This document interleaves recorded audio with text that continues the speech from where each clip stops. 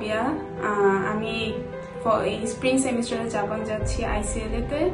আমার কোর্স হচ্ছে interdisciplinary data science.